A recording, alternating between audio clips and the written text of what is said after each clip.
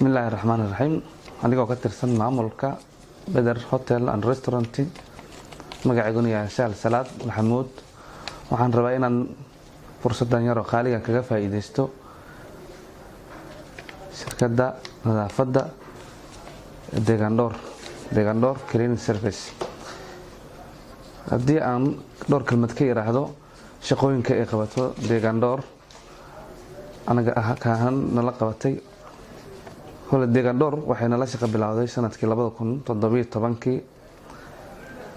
waxaan wada shaqeynaynay 2 sano oo kaamil ah. waxaan jeclahay in sannadkii labaad hadarta uu noo go'ay. Degaandhowr intaan wada shaqeynayno waxaan ka faa'iidnay barnaamijyo fara badan oo uu ka mid yahay inay naga dulqaado culayskii xoogaha shaqaalaha dhankiisa ahaa shaqaalihii nadaafadda kormeerkeedii iyo waxeedii inay naga dulqaado culayskooda xoogaha ee ayada naga qaabishay.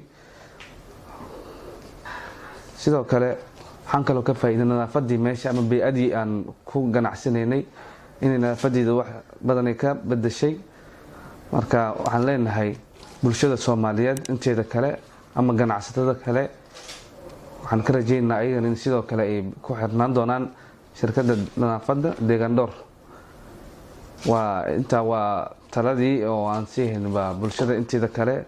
Degaandhowrna waxaan kula dardaarmaa ayagana inay hawshooda sii laba laabto inta maanta hadda inaga haystay sii laba laabto oo aan ka rajayno waxyaalo kale oo saayid inay nagu soo siyaadi doonto bulshada kalena ay ka faa'iidi doonto anagana aan ka faa'iidi doono insha Allah hadduu Ilaahay idmo maamulkan taas faraya hadduu Ilaahay idmo Degaandhowr waa aad u mahadsantihiin bulshada Soomaaliyeed ee intii kalibkan daawata mahadsantihiin.